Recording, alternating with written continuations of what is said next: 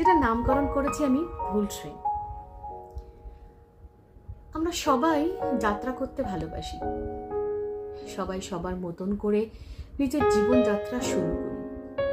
নিজের নতুন জীবন শুরু করার আনন্দে আমিও একদিন আর 5 জনের মতো নতুন জীবনযাত্রার নতুন অধ্যায় শুরু করতে চাই। কিছুটা সময় অতিক্রান্ত হওয়ার পর বুঝতে পারি আমি একটা ভুল ট্রেনে টিকিট কেটে উঠে পড়েছি। চোখের সামনে গন্তব্যস্থলটা কেমন যেন কুয়াশায় ঢেকে যেতে শুরু করলো। ভালো করে চোখে মুখে জল দিয়ে 2 হাত দিয়ে চোখটাকে কচলে ট্রেনের কামরার জানলার কাঁচ পরিষ্কার করেও কুয়াশা সরিয়ে গন্তব্যস্থলটা ঠিক দেখতে পেলাম না। সেটা কেমন যেন চোখের অগোচরে চলে গেল।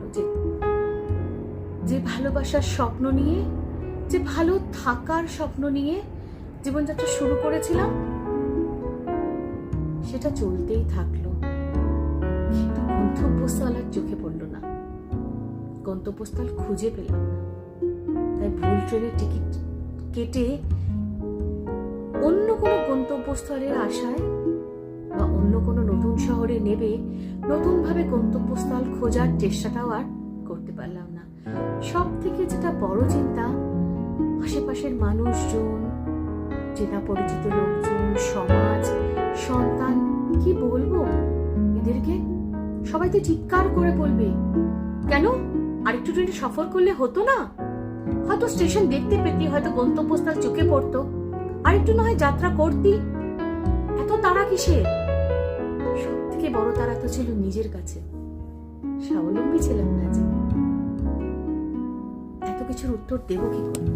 লড়াই করার শক্তিই নেই, শক্তি ছিল না। তাই তো আজও যখন ট্রেনের প্রত্যেকটা কামরার প্রত্যেকটা কূপে প্রত্যেকটা মানুষ গভীর নিদ্রায় আচ্ছন্ন থাকে, তখন আমার স্বপ্ন দেখার এই দুটো চোখ এক বৃষ্টি ভেজা নতুন রাতের সূচনা করে, যার একমাত্র সাক্ষী থাকে মাথার বালিশগুলো। দিনের শেষে আজও জানি আমি ভুল ট্রেনে উঠে পড়েছি, কিন্তু নেমে কোথাও যাবার আমার জায়গা নেই, কারণ আজও গন্তব্যস্থল আমি খুঁজে পাইনি।